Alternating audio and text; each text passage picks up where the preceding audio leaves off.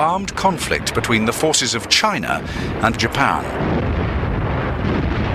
This was the beginning of the Sino-Japanese War, and millions of lives would be lost in the 8 years of bloody conflict that followed. And to understand China, 3 facts must never be forgotten. China is history. China is land. China is people.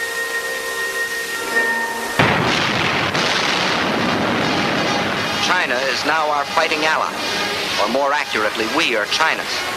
For China has been fighting our enemy, Japan, for 7 long years.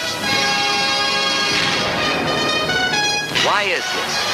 Why have the Chinese, who in all their 4,000 years of history have never waged an aggressive war, been forced to fight and die by the millions? China was to be the giant back on which Japan would ride to world conquest. Japan was a united, well-knit, highly regimented military dictatorship. Their aim, the absorption of China and the fulfillment of the Tanaka Memorial. In Moscow, the leadership of the Soviet Union kept in touch with developments to the south of far eastern Russia. As a bulwark against further Japanese expansion, Stalin made sure that his border with Japanese Manchuria was well defended. It was a wise precaution. In July 1938, a border dispute at Lake Khasan led to hostilities between Imperial Japan and the Soviet Union. It was no small skirmish. Artillery, tanks, and support aircraft were deployed by both sides, but it was the Soviets who emerged victorious. The following year, tension between the two nations resulted in another border conflict at the outer Mongolian river of Khalkhin-Gol. Again, the result was a victory for Stalin, in what proved to be a substantial engagement, lasting from May until August 1939. No fewer than 50,000 Japanese were listed as casualties. In the days that followed, Soviet commanders negotiated a truce with their Japanese counterparts. But regional tension remained, and it was an uneasy peace that now endured along the Manchurian-Soviet border. And the intentions of the Japanese remained a concern amongst the leadership of the Soviet Union, a leadership that was dominated by Joseph Stalin.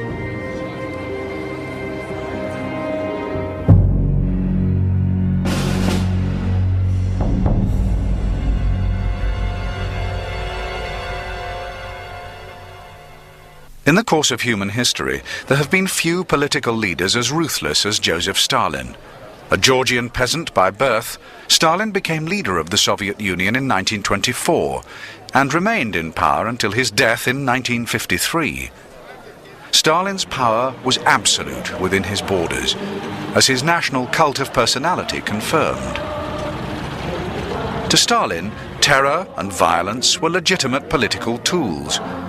In the 1930s, millions of Soviet citizens paid the ultimate price as their leader unleashed bloody purges of anyone suspected of opposition to his rule. Many of the Soviet Union's finest military men were amongst those who perished. Stalin's ruthlessness applied equally in foreign affairs. In 1939, he stunned the world by authorizing the notorious Non-Aggression Pact with Hitler's Germany. This act of political expediency went against everything Stalin believed in, but it achieved the result that he wanted. When the Nazis unleashed the Blitzkrieg in 1939 and 1940, the Soviet Union stayed on the sidelines, giving Stalin valuable time to prepare for any conflict that lay ahead. The Soviet leader also made a similar deal in the East.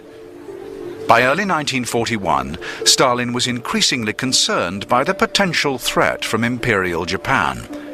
So in April that year, the Soviet leader authorized another non-aggression pact, this time with the dominant power of the East. The Soviet Union was now formally at peace with both Japan and Nazi Germany, and Stalin was succeeding in keeping his country out of the Second World War. But it would not be for long. On June the 22nd, 1941, the greatest land invasion in history was unleashed by Hitler against the Soviet Union. The start of Operation Barbarossa meant the end of the 1939 Non-Aggression Pact, as the Wehrmacht swept across Soviet territory in 3 huge army groups. It was the beginning of one of the bloodiest conflicts in human history, and it was this epic war that secured Stalin's place in history as a great military leader. Stalin allowed nothing to distract him from his objective of defeating Hitler, and there can be no doubt that the Soviet leader proved an inspiration to his people, as they eventually turned back the German advance. Cleverly, he played down the importance of communist ideology as his people began to win epic victories at Stalingrad, Kursk, and other great battles. This was the Great Patriotic War, and Stalin's appeal to nationalist sentiment played a huge part in his eventual triumph. At Tehran in November 1943, Roosevelt and Churchill tried to persuade him to open a second front against Japan in the east, but Stalin refused to consider the idea. Only when Germany was on the point of defeat in April 1945 did he agree to strike against the east. As Soviet troops entered Berlin, Stalin ordered preparations to begin for an attack against Manchuria. Soon, the Soviet leader would pit himself against his counterparts in Japan.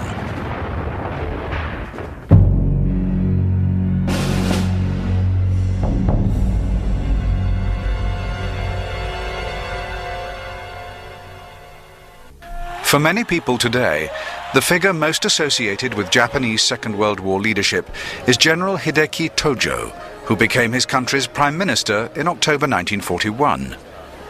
A powerful advocate of Japanese military expansionism, it was Tojo who authorized the attack on Pearl Harbor, and it was Tojo who became the only wartime premier to be executed by the Allies when hostilities ended.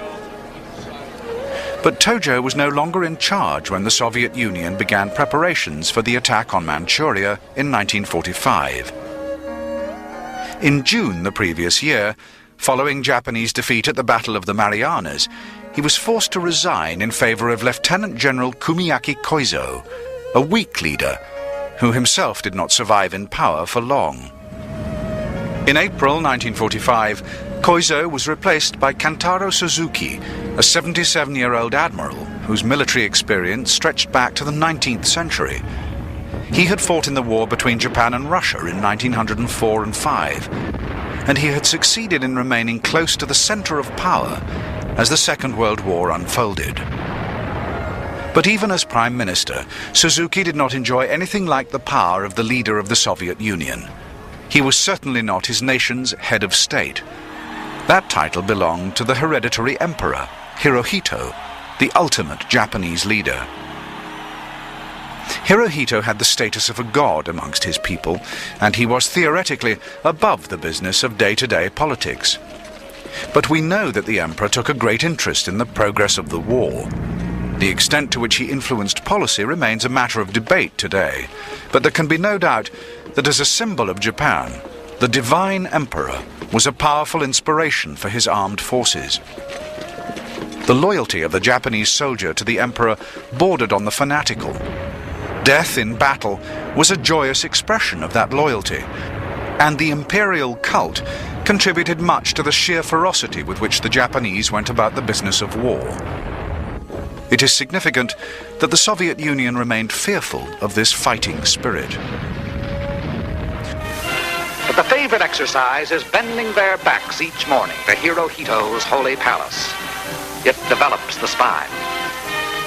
In the classroom, there is absolutely no instruction in international relations nor economics. Yet the men who are graduated help rule Japan. Their lack of knowledge about other countries, about the qualities of other people, about production, causes them to take wild gambles. But on other subjects, they are very thorough. Trigonometry, chemistry, history. There is a great emphasis on languages. German as an Axis partner. English, they once hoped to use it in California. And Russian. A favorite cultural pastime is kendo, Being pounded on the head is supposed to make a man alert. There are other outdoor studies, signal practice, surveying. And this class in yelling, to prepare a man for giving commands and to try scaring the hell out of the enemy. Eventually, every Japanese officer candidate must specialize. Many go into cavalry school. Others go into the armored forces. The engineers, whose instructors have spent years rigging bridges in China. A popular course at Japan's West Point is the artillery. But the most glamorous branch of them all is the Imperial Air Forces. Bombardiers have their own private workout over a moving map. Later it was Chungking. Pilots get into the air very early in their training. Later, these men will prepare to die for their emperor in Zeros and Nakajima bombers. All officer candidates are taken on a tactical tour. This jaunt is to a historic battlefield in Manchuria. The instructor tells his men that here their grandfathers, 40 years before, smashed the Russians and vaulted Japan into the big leagues. Holy ground to the Japs, because here was a bloody stepping stone on the divine mission to world conquest. A tactical tour is supposed to give men a smattering of strategy, but for these men it is something more. It is a patriotic hypo, injecting a wild passion for Japan. That is the real purpose of the tactical tour. Returning to school, the officer candidates have only one more hurdle: final field maneuvers. Here in his last test, the officer unwittingly reveals his major weakness. For while it proves he has stamina and skill, it also proves he has more fanaticism than common sense. He is told that leading his platoon into battle, yelling and waving his sword, he is worth 20 rifles. He isn't told he's also a dead duck. Yes, the Japanese officer seems even anxious to die wastefully. Finally, the big day at Chikuan-Gakko. The Emperor God himself is on hand. A thrilling moment for the Japanese officer, but only a beginning. He must spend 8 months in the ranks before becoming a lieutenant. His highest base pay will be the equivalent of $21 a month. He must buy his own uniforms and go into debt purchasing a samurai sword. He may take a wife from the special school for army brides. The honor student of the class receives a special scroll, and later will be given a silver watch by the Emperor God. Silver instead of gold, to teach frugality in living. And for preparing his students so well, the CO receives a special gift from Hirohito. Yes, this is a big day, and every graduate dreams that his training will lead him to one aim: world domination for Japan.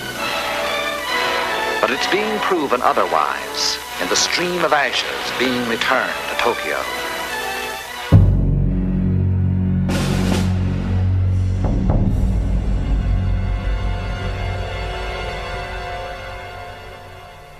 By April 1945, Stalin had decided that an invasion of Manchuria was a worthwhile objective. It was hoped that it would finally bring the Second World War to an end. There was also the potential prize of a vast new sphere of influence in the Northwest Pacific. But there was one obvious difficulty in preparing for the operation. The best Soviet forces were thousands of miles away in Europe, having beaten the Nazis in their great patriotic war. To relocate them to an entirely new theatre of operations would be a huge logistical undertaking. But the Soviet planners were equal to the challenge. All through the summer of 1945, the enormous task of transporting hundreds of thousands of troops took place within the vast territory of the Soviet Union. And this preparation can be seen as the first evidence of the brilliance that would characterize the whole Manchuria offensive. The Trans-Siberian Railway became the focus for the mass movement